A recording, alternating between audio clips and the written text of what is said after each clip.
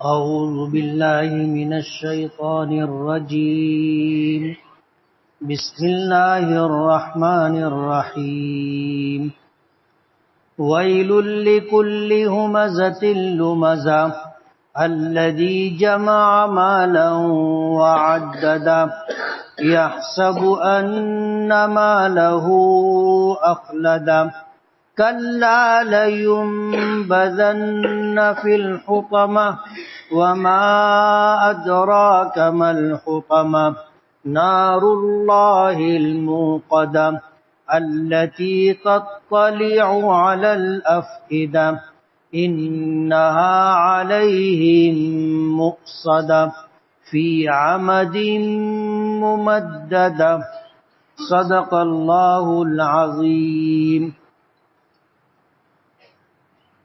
پناہ مانگتا ہوں میں اللہ تعالیٰ کی شیطان مردود سے۔ شروع کرتا ہوں میں اللہ کے نام سے جو بڑا مہربان بڑی رحمتوں والا ہے۔ بربادی ہے ہر عیب ڈھونڈنے والے اور غیبت کرنے والے کے لیے، جس نے مال جمع کیا اور اسے گن گن کر کے رکھا، وہ یہ گمان کرتا ہے کہ اس کا مال اس کے ساتھ ہمیشہ رہے گا۔ ایسا ہرگز نہیں ہے، وہ ضرور بالضرور پھینکا جائے گا حطمہ میں۔ اور آپ کو معلوم ہے حطمہ کیا ہے؟ یہ اللہ کی دہکائی ہوئی آگ ہے جو چڑھ جائے گی دلوں پر۔ بے شک وہ آگ ان پر بند کر دی جائے گی لمبے لمبے مضبوط ستونوں میں۔ یہ سورہ ہمزہ ہے، نزول کے اعتبار سے مکی ہے۔ اس میں 9 آیتیں ہیں۔ ترجمہ آپ نے سنا، ترجمے سے آپ نے اندازہ کیا ہوگا جن چیزوں کو اللہ پاک نے اس سورت میں ذکر کیا ہے، اس میں پہلی آیت میں ہمزہ کا لفظ ہے، اسی سے اس سورت کا نام ہمزہ رکھا گیا ہے۔ ہمزہ اور لمزہ علماء کرام کی ایک جماعت کہتی ہے کہ دونوں تقریباً ایک معنی رکھتے۔ بعض لوگوں نے اس میں فرق بھی بتایا ہے کہ ہمزہ کہتے ہیں اس شخص کو جو لوگوں میں عیب تلاش کرتا رہے، خاموشی سے لوگوں میں عیب تلاش کرتا رہے، اور لمزہ اس شخص کو کہتے ہیں جو غیبت میں مبتلا ہو۔ اب ظاہر بات ہے آدمی اگر کسی کی غیبت کرتا ہے تو غیبت کرنے کا مطلب یہ ہے کہ کسی ایسے شخص کی برائی بیان کرنا جو موجود نہیں ہے، یعنی اس کی پیٹھ پیچھے اس کی برائی کرنا غیبت کہلاتا ہے۔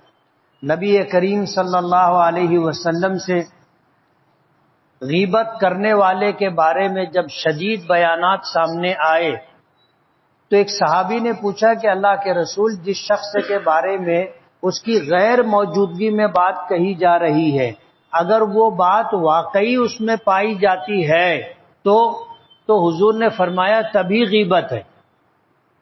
جیسے ایک آدمی چور ہے،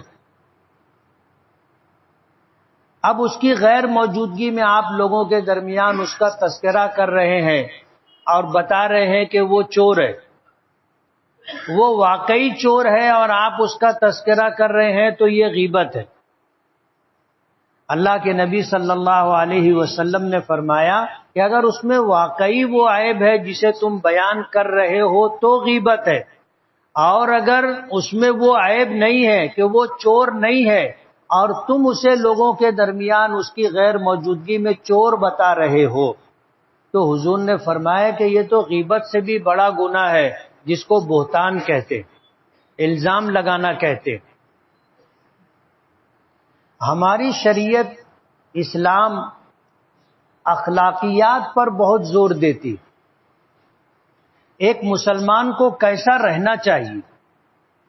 پہلی آیت میں جو بات ذکر کی گئی ہے، ویل کہتے ہیں بربادی کو، تباہی کو، بعض علماء نے لکھا ہے کہ ویل جو ہے یہ جہنم کی ایک وادی کا نام ہے، اور اس میں وہ لوگ ڈالے جائیں گے جن کا تذکرہ اس آیت میں ہے کہ جو لوگوں کے پیچھے پڑے رہتے ہیں، ان کی کمزوریاں ڈھونڈتے رہتے ہیں، ان میں عیب تلاش کرتے رہتے، ایسے لوگ، اور ایسے لوگ جو کسی کے پیٹھ پیچھے لوگوں کی برائی کرتے رہتے، ایسے لوگوں کے لیے جہنم کی وہ وادی ہے جس کو ویل کہا جاتا ہے۔ حدیث پاک میں آتا ہے کہ اس میں بچھو اتنے بڑے بڑے ہوں گے جیسے اونٹ۔ تو اسلام اخلاقیات پر بہت زور دیتا ہے۔ حدیث پاک میں آتا ہے کہ مومن جھوٹ نہیں بول سکتا، مومن جھوٹ نہیں بول سکتا۔ اب ظاہر بات ہے کہ حضور نے جو بات فرمائی ہے، اب اگر کوئی جھوٹ بول رہا ہے تو اس کا مطلب یہ ہے کہ اس کے پاس ایمان نہیں ہے۔ اچھا، یہ بات میری نہیں ہے، کسی اور انسان کی نہیں ہے، یہ بات تو نبی کریم صلی اللہ علیہ وسلم کی ہے۔ اگر اللہ کے نبی صلی اللہ علیہ وسلم یہ کہہ رہے ہیں کہ مومن جھوٹا نہیں ہو سکتا، اگر وہ جھوٹا ہے تو اس کا مطلب یہ ہے کہ اس کے پاس ایمان نہیں ہے یا اس کا ایمان کمزور ہے۔ اس طرح کی جو باتیں قرآن کریم کی آیات میں یا احادیث مبارکہ میں ملتی ہے، وہ اس بات کی طرف نشاندہی کرتی ہے کہ ایک مومن کو با اخلاق ہونا چاہیے۔ با اخلاق ہونے کا مطلب یہ ہے کہ شریعت نے سماج میں رہتے ہوئے جس چیز کو پسند کیا ہے وہ چیز اس میں پائی جاتی ہو، اور جس چیز کو ناپسند کیا ہے اس چیز سے وہ اپنے آپ کو بچاتا ہو۔ جھوٹ بولنا، غیبت کرنا، کسی کی ٹوہ میں لگے رہنا، لوگوں میں عیب تلاش کرنا اور پیٹھ پیچھے ان کی برائیاں کرنا، یہ وہ عیب ہے جسے اسلام پسند نہیں کرتا، اور اس سلسلے میں بڑی سخت وعیدیں آئی۔ حدیث پاک میں، قرآن کریم میں آتا ہے کہ غیبت کرنا ایسا ہے جیسے اپنے مسلمان مردار بھائی کا گوشت کھانا۔ فضائل رمضان میں ایک حدیث حضرت شیخ رحمت اللہ علیہ نے ذکر کی ہے کہ حضور پاک صلی اللہ علیہ وسلم کے زمانے میں دو عورتیں روزے سے تھیں، اور ان کو روزہ بہت زیادہ لگنے لگا۔ جیسے کبھی کبھی ہوتا ہے کہ روزے کی وجہ سے بہت زیادہ پیاس لگنے لگتی ہے یا بھوک لگنے لگتی ہے، یا روزے کی وجہ سے کبھی کبھی سر بہت زیادہ دکھنے لگ جاتا ہے، اور روزہ رکھنا، روزہ مکمل کرنا مشکل ہو جاتا ہے۔ تو دو عورتیں ایسی تھیں جن کے لیے روزہ مشکل ہو گیا، ان کا تذکرہ نبی کریم صلی اللہ علیہ وسلم سے کیا گیا، تو حضور نے ایک پیالہ منگوایا اور بھیجا اور کہا کہ ان عورتوں سے کہو کہ اس میں قے کریں، الٹی کریں۔ ان کے پاس بھیجا گیا، جب انہوں نے قے کی تو اس قے کے اندر تازہ کھایا ہوا گوشت اور خون نکلا۔ وہ بھی حیران ہو گئی، اور جن لوگوں نے دیکھا وہ بھی پریشان ہو گئے۔ آ کر نبی کریم صلی اللہ علیہ وسلم سے تذکرہ کیا تو حضور نے فرمایا کہ انہوں نے حلال روزی سے روزہ رکھا، لیکن روزے کی حالت میں غیبت کرتی رہی، روزے کی حالت میں غیبت کرتی رہی، جس کا مشاہدہ تم نے کیا کہ جب انہوں نے قے کی تو اس میں تازہ کھایا ہوا گوشت اور خون نکلا۔ اور گناہوں کی وجہ سے یا غیبت کی وجہ سے روزہ بہت زیادہ لگتا ہے۔ جو لوگ روزے کی حالت میں اپنے آپ کو گناہوں سے، غیبت سے اور لغو لا یعنی باتوں سے بچاتے ہیں، ان کے لیے روزہ بہت آسان ہو جاتا ہے۔ روزہ رکھتے ہیں، روزہ مکمل بھی ہو جاتا ہے اور ان کو پتہ بھی نہیں چلتا کہ ہمارا روزہ تھا، اتنا آسان ہو جاتا ہے۔ تو اسلام غیر اخلاقی چیزوں سے بچنے کی بہت زیادہ تاکید کرتا ہے۔ دنیا میں تباہی و بربادی بھی عموماً کچھ ایسے گناہوں کی وجہ سے آتی ہے جن کو ہم گناہ بھی نہیں سمجھتے، پریشان رہتے ہیں کہ ہمارے ساتھ ایسا معاملہ کیوں ہو رہا ہے، ہم پریشان کیوں رہتے، حالات کا شکار کیوں رہتے. ہم اس پر غور نہیں کرتے کہ کہیں ایسا تو نہیں ہے کہ ہم میں کچھ ایسے اعمال پائے جاتے ہیں جن کی نحوست کی وجہ سے ہم خود پریشان رہتے. تو ویل کے ایک معنی جہنم میں ایک وادی ہے جس میں تجسس میں رہنے والے، ٹوہ میں رہنے والے، عیب ڈھونڈنے والے اور غیبت کرنے والے لوگوں کو ڈالا جائے گا. اور ویل کے معنی خرابی، بربادی اور تباہی کے بھی آتے. ظاہر بات ہے اس کی اصل سزا تو آخرت میں ملے گی، اس کی اصل سزا آخرت میں ملے گی، لیکن دنیا میں بھی اس کا وبال بھگتنا پڑتا ہے اور آدمی پریشان رہتا ہے کہ کیوں میرے ساتھ ایسا ہو رہا ہے. بربادی ہے، تباہی ہے ہر اس شخص کے لیے جو عیب ڈھونڈنے والا اور غیبت کرنے والا ہو. تیسری خرابی ذکر کی، الذی جمع مالا وعددا، جو مال جمع کرتا جائے اور گن گن کر کے رکھتا جائے، خرچ نہ کرے، اپنے اوپر بھی خرچ نہ کرے، لوگوں پر بھی خرچ نہ کرے اور اللہ کے راستے میں بھی نہ دے. بخیل جس کو کہتے ہیں کہ مال آتا ہے تو وہ اپنے اوپر بھی خرچ نہیں کرتا، کھانے پر خرچ نہیں کرتا، کپڑوں پر خرچ نہیں کرتا، ضروریات پر خرچ نہیں کرتا، بیوی بچوں پر خرچ نہیں کرتا. مال جمع کرتا ہے اور اس کو بڑھاتا رہتا ہے. جب رات میں سب سو جاتے تو پھر وہ تجوری کھولتا اور مال دیکھتا، تھپی در تھپی برابر ہے کہ نہیں، کتنا ہے، گنتا رہتا ہے. وہ جمع کرتا رہتا ہے اور وقتاً فوقتاً گنتا رہتا ہے. حضور نے اس سے منع کیا ہے، حضور نے منع کیا. جو لوگ مال جمع کرتے ہیں اور اس کو گنتے رہتے ہیں ان میں مال کی محبت بڑھتی جاتی ہے اور وہ بخیل سے بخیل تر ہوتے چلے جاتے، حتیٰ کہ وہ اپنے اوپر بھی خرچہ نہیں کرتے. دوسروں پر کیا خرچہ کریں گے، اللہ کے راستے میں کیا خرچہ کریں گے، خود پر بھی خرچہ نہیں کرتے.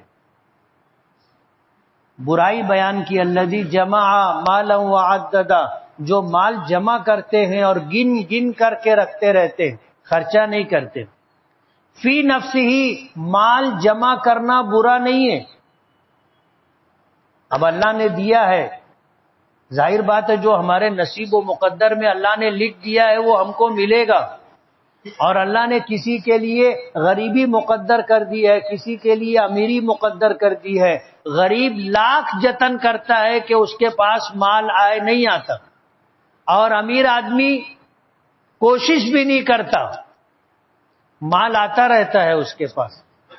تو فی نفسہ مال جمع کرنا یا اس کو گننا برا نہیں ہے.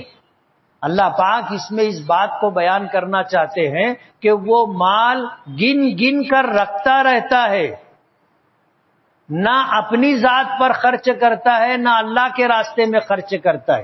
اگر کسی کو اللہ نے مال دیا ہے اور اس کو گننے کا شوق ہے تو وہ گنتا رہے، لیکن اگر وہ اپنے اوپر خرچ کر رہا ہے اور جو حقوق اس پر بندوں کے ہیں وہ بھی ادا کر رہا ہے اور سالانہ زکوٰۃ، صدقات، عطیات بھی دیتا رہتا ہے، تو فی نفسہ مالدار ہونا برا نہیں ہے، نہ خرچ کرنا برا ہے. یحسب ان مالہ اخلدا، اور وہ یہ گمان کرتا ہے کہ یہ مال ہمیشہ میرے پاس رہے گا. بعض مفسرین نے اس کی تفسیر میں یہ بات ذکر کی ہے کہ وہ یہ سمجھتا ہے کہ اس مال کی بدولت میں ہمیشہ زندہ رہوں گا، یعنی مال رہے گا تو میں ہمیشہ رہوں گا، وہ ایسا سمجھتا ہے. اور لفظی ترجمہ وہ یہ گمان کرتا ہے کہ اس کا مال اس کے پاس ہمیشہ رہے گا، ایسا نہیں. حضور نے فرمایا المال غادن وراحن، مال آنے جانے والی چیز کا نام ہے. اب اگر آپ کی جیب میں بہت پیسہ ہے، آپ ہوٹل پر گئے اور پیسہ نہیں نکالنا چاہتے تو آپ کو چائے ملے گی؟ نہیں ملے گی. دکان پر گئے، کوئی سامان آپ خریدنا چاہتے ہیں اور پیسہ نہیں دینا چاہتے تو وہ سامان آپ خرید سکتے؟ نہیں خرید سکتے. مال خرچہ کریں گے تو آپ سامان خرید سکیں گے. تو مال آنے جانے والی چیز کا نام ہے. مال آتا ہے جاتا ہے تو ہماری ضرورتیں پوری ہوتی. اب اگر مال نہ آئے یا مال آ گیا اور ہم خرچہ نہ کریں تو بھوکے مر جائیں گے، ننگے رہنا پڑے گا، مکان سے محروم ہو جائیں گے، سواری سے محروم ہو جائیں گے، لوگوں کے درمیان بے عزت ہو جائیں گے. تو مال آنے جانے والی چیز کا نام ہے. مال کسی کے پاس سے آتا ہے اور ہمارے پاس سے کسی کے پاس جاتا ہے. مال ہمیشہ نہیں رہتا، کبھی کم ہوتا ہے، کبھی زیادہ ہوتا ہے، کبھی ختم ہو جاتا ہے اور کبھی بہت زیادہ ہو جاتا ہے. اب آدمی یہ سمجھے کہ آج جو میرے پاس مال ہے یہ ہمیشہ میرے ہی پاس رہے گا، ایسا نہیں ہے. کلا، ان برائیوں کی وجہ سے کہ ایک آدمی لوگوں میں عیب ڈھونڈتا ہو، ٹوہ میں لگا رہتا ہو اور غیبت کرتا ہو اور مال سے اتنی محبت کرتا ہے کہ وہ مال خرچ بھی نہیں کرتا، بخل کی انتہا تک پہنچ جائے، تو اللہ پاک فرماتے ہیں کہ یہ حطمہ میں ضرور بھی ضرور ڈالا جائے گا. حطمہ کہتے ہیں ایسی آگ جو آدمی کو توڑ پھوڑ ڈالے، چچڑے اڑا دے، ایسی آگ. جہنم میں ایسی آگ ہوگی. ظاہر بات ہے دنیا کی آگ کو ہم دیکھتے ہیں، اس میں توڑ پھوڑ دینے کی صلاحیت نہیں ہے. توڑ پھوڑ دینے کی صلاحیت تو ایٹم بم میں، یہ چتھڑے اڑا دیتی. دنیا کی آگ میں یہ بات نہیں ہے، لیکن آخرت کی آگ میں یہ بات ہوگی. کلا، وہ یہ گمان کرتا ہے کہ اس کا مال اس کے پاس ہمیشہ ہمیشہ رہے گا، ہرگز نہیں. لَيُنبَذَنَّ فِي الْحُطَمَةِ، ایسے لوگوں کو جہنم میں اس آگ میں جو رون دینے والی ہو یا توڑ پھوڑ دینے والی ہو، ایسی آگ میں ڈالا جائے گا. اور آپ کو معلوم ہے حطمہ کیا ہے، کیسی آگ ہے؟ فرمایا نار اللہ الموقدہ، یہ اللہ کی دہکائی ہوئی آگ ہے. اللہ کی دہکائی ہوئی آگ ہے. جنت اللہ نے بنائی، جہنم اللہ نے بنائی. حدیث پاک میں آتا ہے اللہ نے حضرت جبرائیل کو اس وقت جب جنت بنا لی اور جہنم بنا لی تو حکم دیا کہ جاؤ میری جنت دیکھ کے آؤ. حضرت جبرائیل گئے اور جنت کو دیکھا، واپس آئے تو اللہ پاک نے پوچھا کیسی ہے؟ تو کہا کہ جنت تو جنت ہے، اس سے اچھی چیز کیا ہو سکتی ہے، یہ تو آپ کی رحمت ہے. تو اللہ پاک نے پوچھا کہ اس میں ایسا بھی کوئی شخص ہوگا جو جانے سے رک جائے؟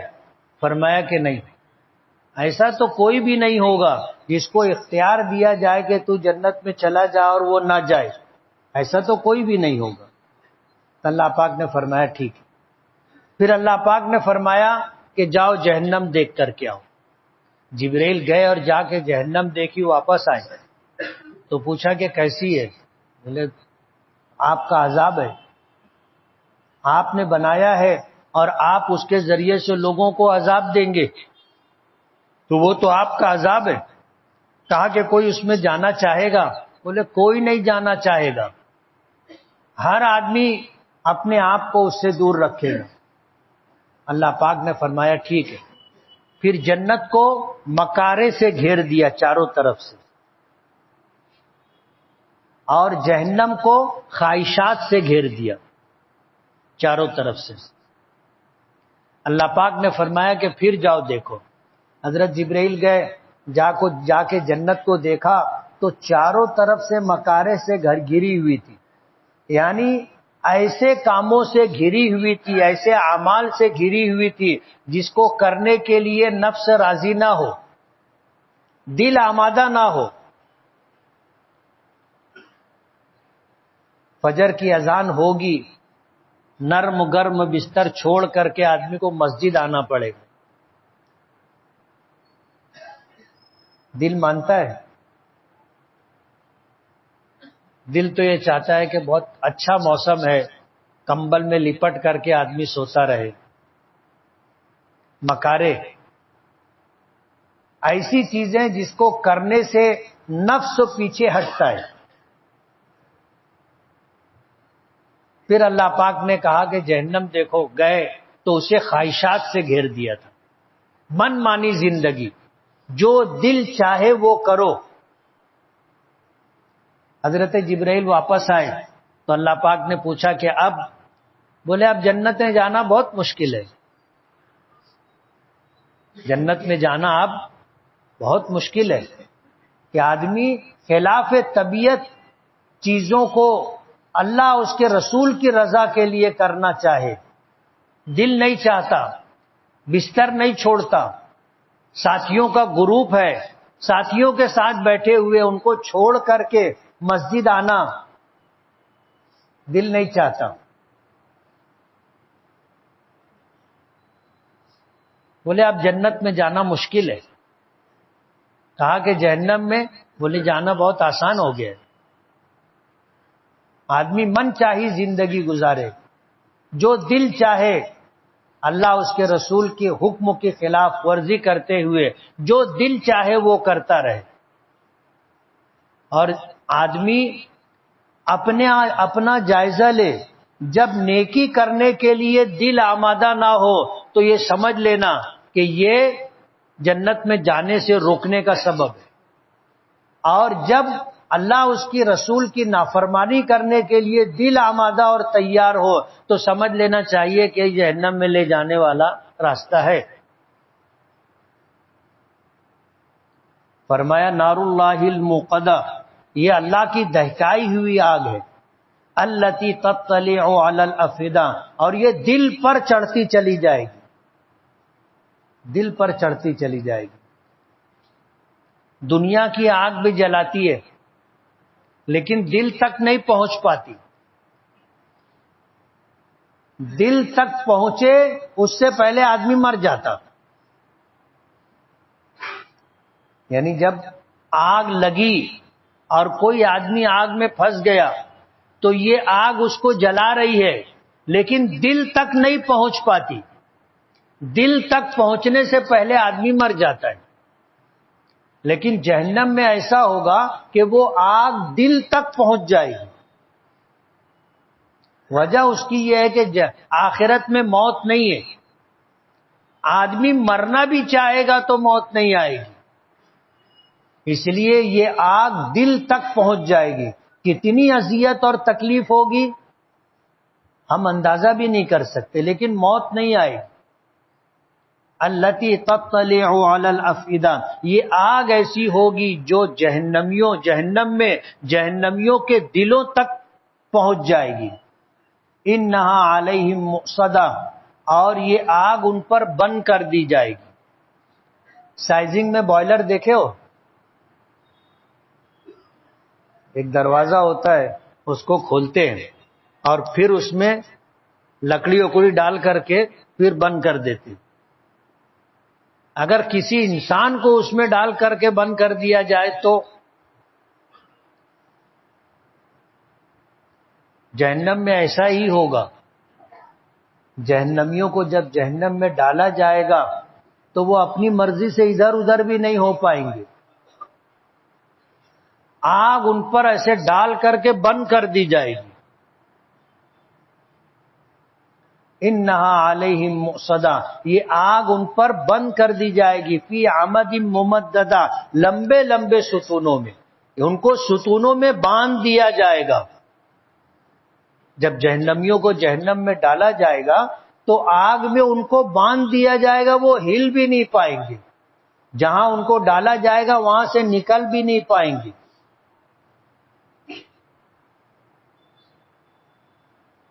اور یہ سزا کن لوگوں کے لیے ہے؟ جو لوگوں کے عیب ڈھونڈتے رہتے اور پھر اسے مجلسوں میں بیان کرتے. عیب ڈھونڈتے ہیں اور پھر ان کی پیٹھ پیچھے لوگوں کے درمیان اس کا تذکرہ کرتے رہتے. بخیل ہے، مال جمع کرتے ہیں، گن گن کر کے رکھتے ہیں، نہ اپنے اوپر خرچ کرتے ہیں، نہ اپنے اہل و عیال پر، اور نہ اللہ کے راستے میں خرچ بھی نہیں کرتے، بس جمع کرتے اور گن گن کر کے رکھتے رہتے. ان کے لیے اللہ پاک نے یہ سزا ذکر کی.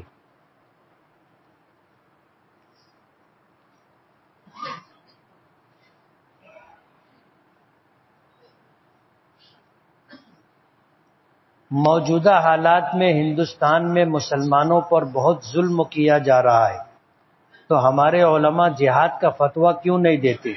اور آج کے مسلمان نوجوانوں میں جذبہ جہاد کیوں نہیں ہے؟ یہ تو تم کو بتانا چاہیے کہ کیوں نہیں ہے.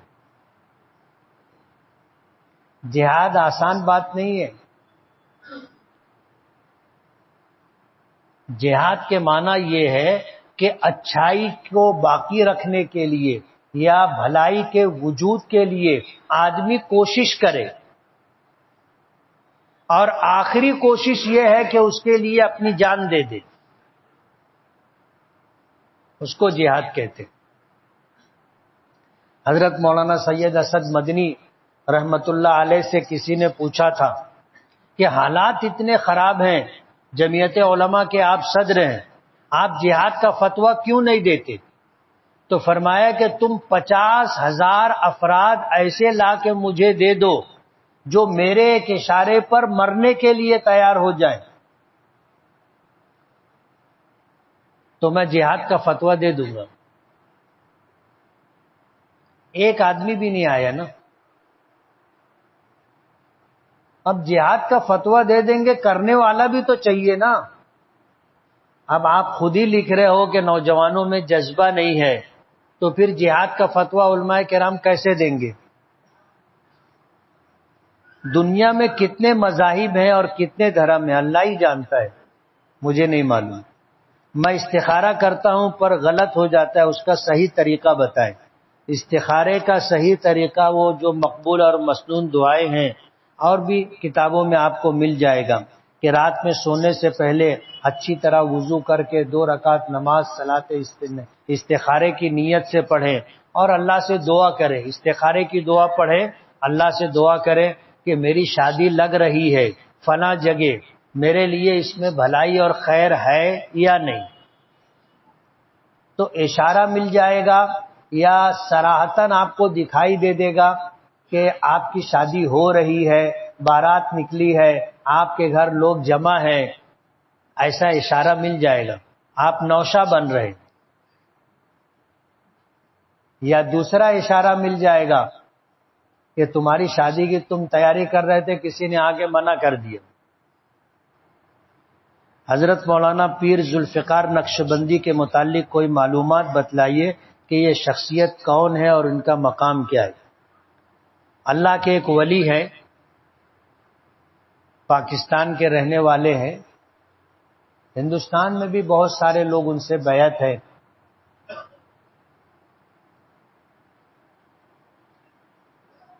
بد نظری کے نقصانات، ایمان چھن جانے کا بھی خطرہ ہے کیا؟ وضاحت کیجیے. گناہ ہے اور گناہ بے لذت ہے. کیسا گناہ ہے؟ گناہ بے لذت. ایک گناہ وہ ہوتا ہے کہ جس کو کرے تو آدمی کو لذت ملے، اور ایک گناہ وہ ہے جس کو کرنے کے بعد آدمی کو کوئی لذت نہیں ملتی. جیسے ایک پرائی عورت کو تم نے دیکھ لیا اور بہت غور سے دیکھتے رہے، کچھ ملتا ہے؟ بے چینی اور بڑھ جاتی ہے. اور جو لوگ کہیں اس طرح بد نظری کی وجہ سے دل لگا بیٹھتے ہیں تو ان کی نیند بھی اڑ جاتی نا، پھر رات کو ان کو نیند بھی نہیں آتی. مؤذن جمعہ کی پہلی اذان دینے کے بعد مسجد کے کام سے جا سکتا ہے اگر اس کو اطمینان ہے کہ وہ جا کر کے آ جائے گا وقت پر، سنت کا وقت بھی اسے مل جائے گا تو جا کے آ سکتا ہے. بہتر یہ ہے کہ اس سے پرہیز کرے. زید کا ایک بہت قریبی دوست ہے اور زید نے خواب میں اس دوست کو 3 مرتبہ مرتے مرتے بچتے ہوئے دیکھا کہ ایک مرتبہ ایکسیڈنٹ میں، ایک مرتبہ پانی میں ڈوبتے ہوئے اور ایک مرتبہ سانپ کے کاٹنے سے۔ زید بہت پریشان ہے، اس کے ساتھ تعلقات رکھے یا نہ رکھے؟ مہربانی رہنمائی فرمائے، نوازش ہوگی۔ اب تم کو تعلق رکھنے میں کیا ڈر ہے؟ اور موت کا خواب دیکھنا ضروری نہیں ہے کہ آدمی مر ہی جائے۔ اور یہ چیزیں اصل میں کیا ہوتا ہے، خواب کی 3 قسمیں۔ ایک خواب ہوتا ہے حدیث نفس، جو چیز آدمی سوچتا رہتا ہے یا جو کام آدمی کرتا رہتا ہے وہی یا اس جیسی چیز دکھائی دے تو اس کی کوئی تعبیر نہیں، اس کو حدیث نفس کہتے ہیں۔ ایک خواب وہ ہوتا ہے جس کو ہم ڈراؤنا خواب کہتے ہیں، یہ شیطانی اثرات سے دکھتا ہے، اس کی بھی کوئی تعبیر نہیں۔ اور ایک خواب ہوتا ہے مبشرات، جس میں آگاہی دی جاتی ہے کہ تم کو کچھ اچھی چیز ملنے والی ہے، اس کی تعبیر ہوتی ہے۔ اور خواب بہت عجیب و غریب چیز ہے اور اس کا علم بھی بہت مشکل سے آدمی کو آتا ہے۔ محمد ابن سیرین رحمت اللہ علیہ ایک بہت بڑے امام گزرے، ایک آدمی ان کے پاس آیا اور خواب بتایا کہ میری چارپائی کے نیچے آگ دہک رہی ہے۔ تو انہوں نے فرمایا کہ جا وہاں کھدائی کر، نیچے خزانہ ہے، سونا ہے وہاں پر سونا۔ وہ گیا، جا کے کھودا تو بڑا خزانہ، ڈیگ نکلی بڑی والی۔ کچھ دنوں کے بعد ایک آدمی آیا، اس نے پھر یہ خواب بتایا کہ میری چارپائی کے نیچے آگ دہک رہی۔ فرمایا کہ جلدی سے جا، گھر والوں کو گھر سے باہر نکال، چھت گرنے والی ہے۔ اب خواب ایک، جو شاگرد بیٹھے ہوئے تھے وہ کہنے لگے حضرت ابھی کچھ مہینہ پہلے ایک آدمی آیا تھا، یہی خواب دیکھا، آپ نے تعبیر دی کہ خزانہ ہے تو صحیح میں خزانہ نکلا۔ اور دوسرا آدمی آیا، یہی خواب دیکھا، آپ نے کہا گھر خالی کر، چھت گرنے والی ہے، تو صحیح میں چھت گری۔ ایسا کیسے؟ تو فرمایا کہ جو پہلا آدمی آیا تھا اس نے سردی میں یہ خواب دیکھا تھا، ٹھنڈی کے موسم میں، خوب سردی پڑ رہی تھی، اور سردی کے موسم میں آگ، لوگ ہولی جلاتے نا، تو آگ محبوب ہوتی ہے۔ اللہ نے میرے دل میں بات ڈالی کہ خزانہ ہے تو میں نے تعبیر دی۔ اور دوسرا آدمی جب آیا تو سخت گرمی میں آیا۔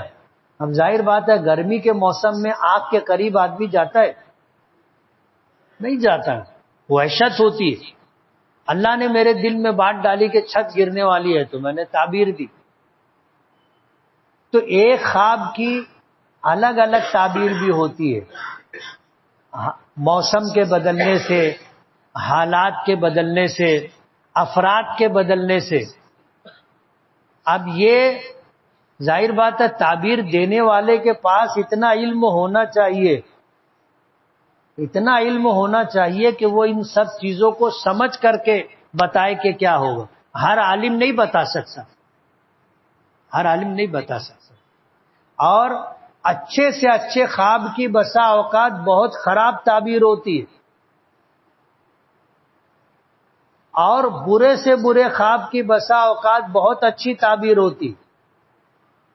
خلیفہ ہارون رشید کی بیوی تھی، اس نے خواب دیکھا کہ دنیا بھر کے لوگ آ رہے ہیں اور میرے ساتھ ہم بستری کر رہے ہیں۔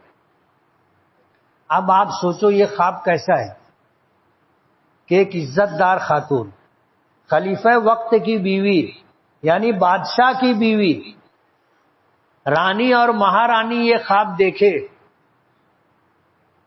تو وہ بہت پریشان تھی، کسی کو تو پوچھ بھی نہیں سکتی تھی نا۔ تو اس نے اپنی باندی کو بلایا، نوکرانی کو، اور کہا کہ تو جا کر کے اس کی تعبیر پوچھ، کیا کہ تو بولنا کہ میں نے ایسا خواب دیکھا، میرا نام مت بتانا۔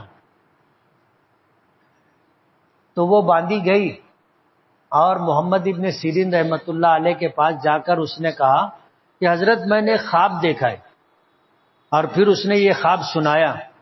تو انہوں نے نظر اٹھا کر کے اس کو دیکھا، بولے تو یہ خواب نہیں دیکھ سکتی، جا، یہ تیرا خواب نہیں۔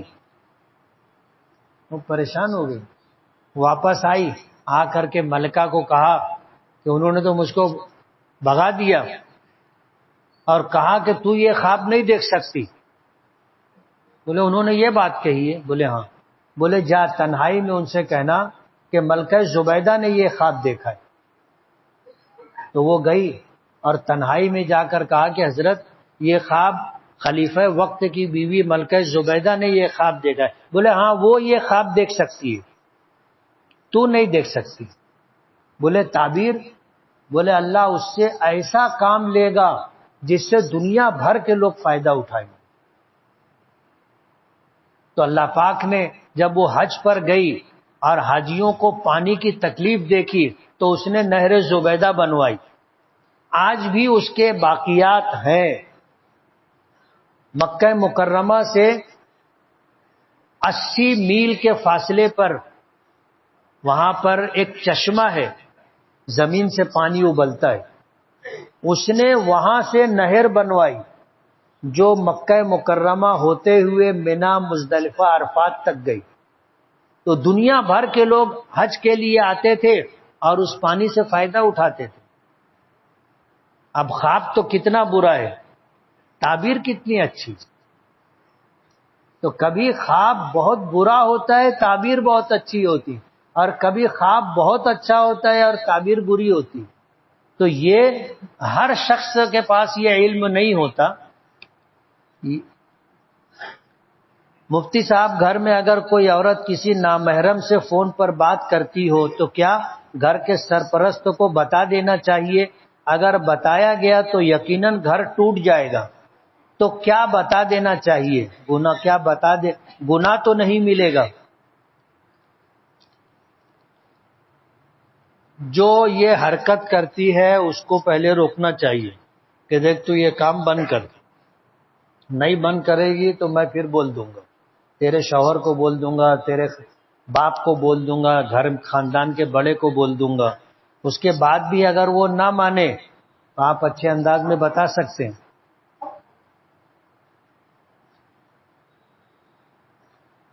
آپ کے بیان و درس قرآن کے چینل خطیب ملت یوٹیوب چینل کو 1 سال مکمل ہونے پر آپ کو بہت بہت مبارکباد۔ شکریہ۔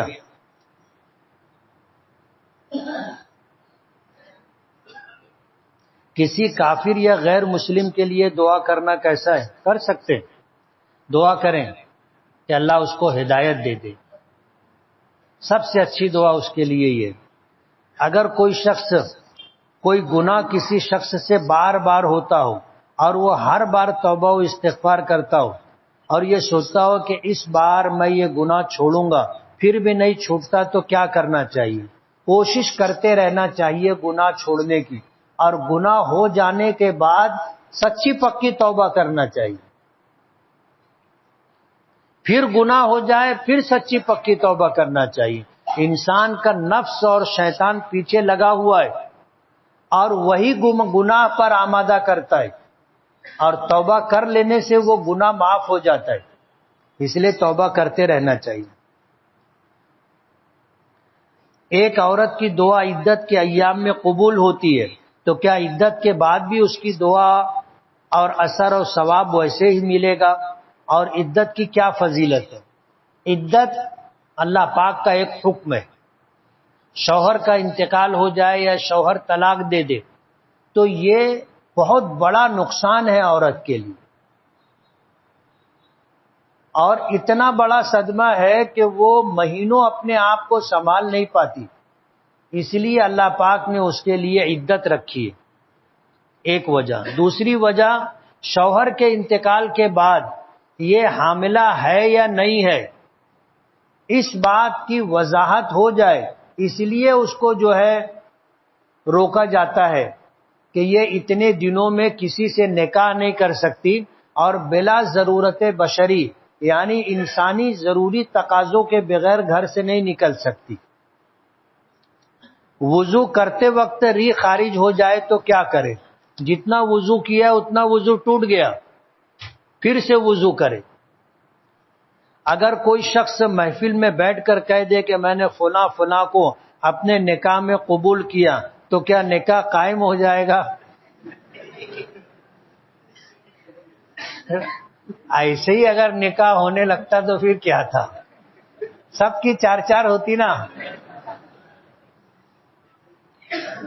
نکاح کے لیے ایجاب اور قبول دونوں ضروری ہے، اور ایجاب و قبول کے لیے دو گواہوں کا، دو مرد عادل گواہوں کا ہونا ضروری ہے، اور اگر ایک مرد ہے تو ایک مرد اور دو عورتوں کا گواہ ہونا ضروری ہے۔ اکیلے میں ایجاب و قبول کیے تو نکاح نہیں ہوگا، دو گواہ ضروری ہے، مہر ضروری ہے۔ اور حضور نے تو فرمایا نکاح کا اعلان کرو، نکاح کا اعلان کرو۔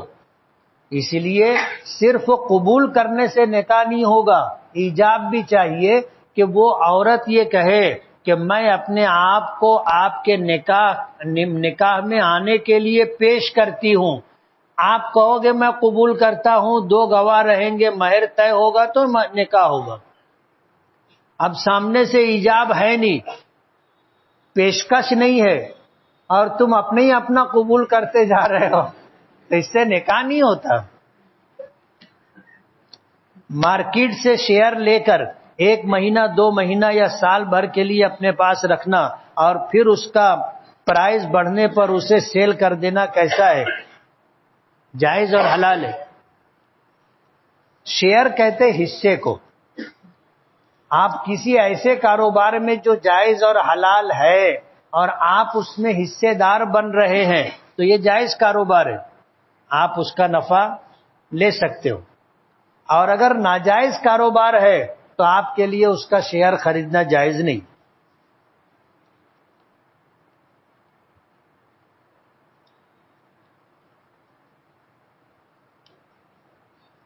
ایک دن میں مسجد میں سبق یاد کرنے گیا تھا، گرمی لگ رہی تھی تو میں نے پنکھا چلا لیا۔ ایک آدمی آیا اور بولا کہ پنکھا تو نے چالو کیا ہے؟ تو میں بولا کہ ہاں۔ تو وہ بولا تجھ کو اس کا حساب دینا پڑے گا۔ یہ بات صحیح ہے کیا؟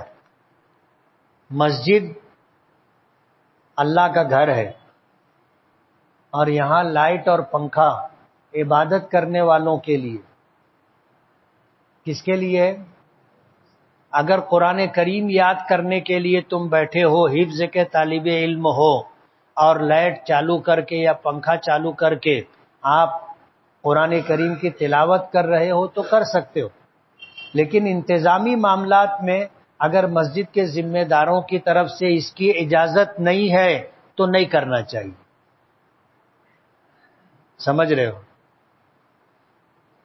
ایسے لوگ آتے ہیں، جماعت ختم ہو گئی، مسجد میں آئے نماز پڑھنے کے لیے، پنکھا چالو کر لیتے، مسجد والوں کی طرف سے کوئی ممانعت نہیں ہوتی، ضرورت ہے آپ کر سکتے ہو، اور اس کے لیے عامت المسلمین اپنی جیب سے چندے کا پیسہ دیتے۔ سمجھ رہے ہو؟ اس لیے مسجد کے ذمہ داروں کی طرف سے کیا بات ہے انتظامی لائن سے وہ بھی دیکھ لو، اور اس کے بعد عبادت کر رہے ہو تو لائٹ اور پنکھا استعمال کر سکتے ہو، ورنہ نہیں۔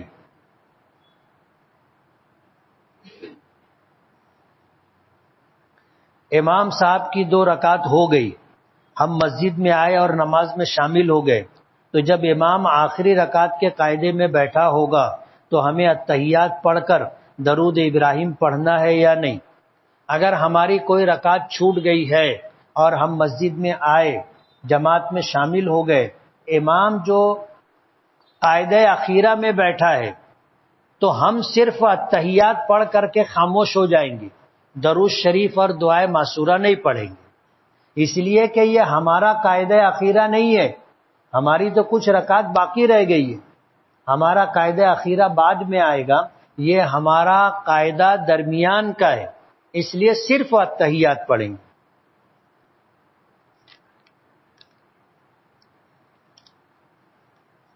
دل ہی میں ذکر کرنا یعنی بغیر ہونٹ اور زبان ہلائے تو کیا اس کا ثواب ملے گا؟ ملے گا۔ اس کو ذکر قلبی کہتے ہیں۔ کیا کہتے ہیں؟ ذکر قلبی۔ اگر والدین چھوٹے بچے کے کپڑے ہدیہ دے دیں جو اس کو کسی اور نے ہدیہ دیا تھا، جبکہ بچہ چھوٹا ہے تو اس کو ہدیہ آئے ہوئے کپڑے دے سکتے ہیں؟ دے سکتے. جیسے ہمارے یہاں چھٹلی دی جاتی نا، کسی کے یہاں بچے کی ولادت ہوتی ہے تو رشتہ دار لوگ اس بچے کے لیے کپڑا لے کر کے آتے تو وہ کپڑا بچوں کو پہنا سکتے ہیں. والد کے انتقال کے کتنے دن بعد وارثین میں میراث تقسیم ہوگی؟ باپ کو دفن کر کے آؤ اور میت کی جو چٹائی بچھی ہے اس پر بیٹھ کر کے میراث تقسیم کرنا مستحب ہے. کیا ہے؟ مستحب، یعنی پسندیدہ عمل ہے. اللہ پاک یہی چاہتے ہیں، ہماری شریعت یہی چاہتی ہے کہ جلدی سے جلدی میراث تقسیم کرنا چاہیے. لوگ نہیں کرتے، اکیلے مزہ مارتے رہتے ہیں، دوسرے بھائی بہن لوگ ترستے رہتے. گناہ کبیرہ ہے جان بوجھ کر کے میراث تقسیم کرنے میں دیر کرنا. اللہ تعالیٰ کے فضل و کرم سے ہمیں ایک بیٹی عطا کی ہے. بیٹی کے لیے اسلامی نام بتائیے. امہات المومنین اور صحابیات میں سے کسی کا نام رکھا جائے. اپنے شہر کے ایک مدرسے میں معلمہ کے مدرسہ لیٹ آنے یا ناغہ کرنے پر مدرسے کے ذمہ دار کی جانب سے ایسا ہے کہ تنخواہ میں سے کچھ رقم کاٹ لی جاتی ہے. ایسا کرنا کیسا ہے؟ جائز ہے؟ رقم کاٹنا جائز ہے. موبائل ریپیئر کر کے بیچنا اور دوسروں کا بگڑا موبائل بنا کر کے دینا، یہ روزی کیسی ہے؟ حلال ہے. کسی نے کہا ہے کہ بچہ جب پیدا ہوتا ہے تو اس کی زبان عربی ہوتی ہے، اگر اس سے 3 یا 4 سال تک بات نہیں کرے تو وہ بچہ بڑا ہو کر عربی زبان ہی بولے گا. اس کی وجہ کیا ہے؟ وجہ اس کی یہ ہے کہ یہ بچہ، اس کی روح دنیا میں آنے سے پہلے عالم ارواح میں تھی اور وہاں روحیں عربی زبان میں بات کرتی. تو جب یہ بچہ بولے گا تو اس کی زبان سے پہلا لفظ عربی زبان کا نکلے گا، پھر وہ جو سنتا رہتا ہے وہی زبان بولنے لگ جاتا ہے. مدرسہ اکرمہ کا تعمیری کام جاری ہے. اپنی طرف سے اپنے مرحومین کی طرف سے تعاون کرتے جائیں. ہر جمعرات کو ہم اپنے یہاں یہ پروگرام رکھتے ہیں. شہر میں جو مدارس یا مساجد زیر تعمیر ہو یا ان کی ضروریات کا کوئی مسئلہ ہو تو آپ لوگوں سے گزارش کی جاتی ہے کہ آپ لوگ جو ہے تعاون کریں، اور ہمیں کرنا چاہیے. مدرسے کے اور مسجد کے لوگوں کو ہم سے بہت امید ہوتی، اور الحمدللہ ہمارے جو مصلی ہوتے ہیں وہ تعاون بھی کرتے. اس لیے آپ سے گزارش ہے کہ تعاون ضرور کریں.